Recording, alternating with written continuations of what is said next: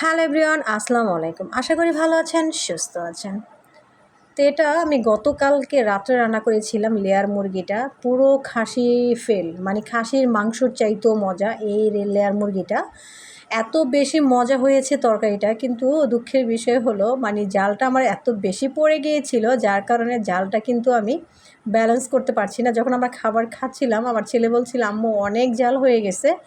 তো ভাবলাম যেহেতু রাতে চলেই গেছে খাবারটা খেয়ে, তারপর আজকে এখন তার পরের দিন আর কি, গতকালকে রাত্রে রান্না এটা।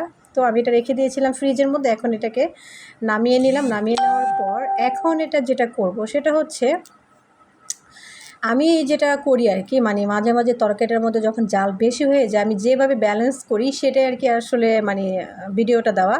এটা অনেকের হয়তো উপকারে আসতে পারে, যদি ভিডিওটা মন থেকে মানে মন দিয়ে দেখেন তাহলে অবশ্যই একটা উপকার আসবে। কারণ এরকম ভুল কিন্তু আমাদের রাঁধুনি যারা আছি তারা কিন্তু হতেই পারে। অনেক সময় হয় তরকারির মধ্যে লবণটা বেশি পড়ে যায়, অনেক সময় তরকারির মধ্যে ঝালটা বেশি পড়ে যায়, হলুদ বেশি পড়ে যায়, মানে ডেফিনেটলি এগুলো হয়, এই ধরনের ভুল আমাদের হয়, ঠিক আছে।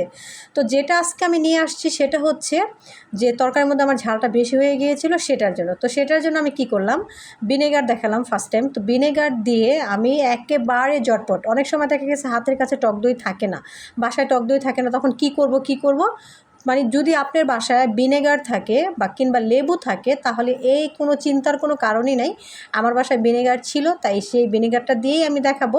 তো ভিনেগার সামান্য মানে নিয়েছিলাম, তারপর গরম পানি, কুসুম গরম পানির মধ্যে গুঁড়ো দুধ মিশিয়ে তারপর একটা টক দই, আমি তো দেখালাম কি সুন্দর টক দই হয়েছে আমার।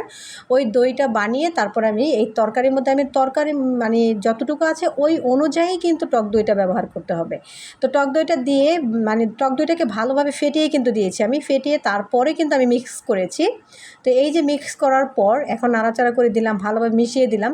তো এই পর্যায়ে কিন্তু আমি জালটা রেখেছি একেবারে লো আছে, যেমন আমরা পোলাও দম দিতে সময় যে লো আঁচটা ব্যবহার করি সেটাই, ওই রকম লো আঁচে ব্যবহার করেছি। তারপর হয়ে গেছে আমার একেবারে জালটা ব্যালেন্স হয়ে গেলো। তারপর এই যে ভাবছিলাম যে তরকারি দিয়ে ভাত খাবো সন্ধ্যাবেলা, আজকে ইফতারে ভাত খাবো। তো আমাদের রিজিকটা যে এখানে লেখা ছিল কে জানে বলেন। এই যে উপর থেকে ভাবি তরমুজ, লাচ্ছি আর হচ্ছে পিৎজা উপর থেকে ভাবি পাঠিয়েছিল।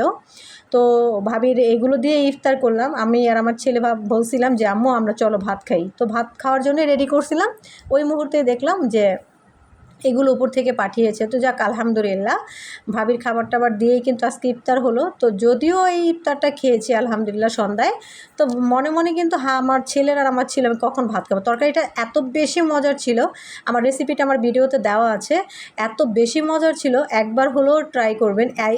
মানে খুব সহজেই রান্না করা যায় এই রেসিপিটা, খুবই মজার, খুবই মজার, ট্রাস্ট মি। তো যাই হোক, তারপর অবশেষে প্রায় 9:30 মতো বাজে, অপেক্ষার প্রহর শেষ হলো। তো আমি আর আমার ছেলে, আমি যদিও এই রাতে আমরা ভাত খাই না, মানে বেসিক আমি খাই না। তো যাই হোক আজকে নিলাম, আজকে ইদানিং আমার ভাত খেতে ইচ্ছে করে। তাহসান ভাইয়ের বউ যেরকমভাবে ভাত খায় আমার না সত্যি, বিশ্বাস করেন আমার খুবই ভালো লাগে। কার কাছে কেমন লাগে জানি না, আমার কাছে অনেক ভালো লাগে, আমার খেতে ইচ্ছে করে। তো আমি ভাবলাম যে আমিও খাই, সবাই যেহেতু ভাত খায় তাহলে আমি খেলে দোষ কী। এই যে দেখেন এরকমভাবে ভাত, যেদিন আমার মজার তরকারি থাকবে যেটা কিনা আমার পছন্দের তরকারি, তখন আমি ভাতগুলো এভাবে মাখার পরে এরকম রোকমা দিয়ে খাই। আমার কাছে অনেক মজা লাগে, অনেক ভালো লাগে, খেতেই ইচ্ছে করে, খেতেই ইচ্ছে করে। তো এই তো ছিল আজকের মতো ভিডিওটা। আল্লাহ হাফিজ।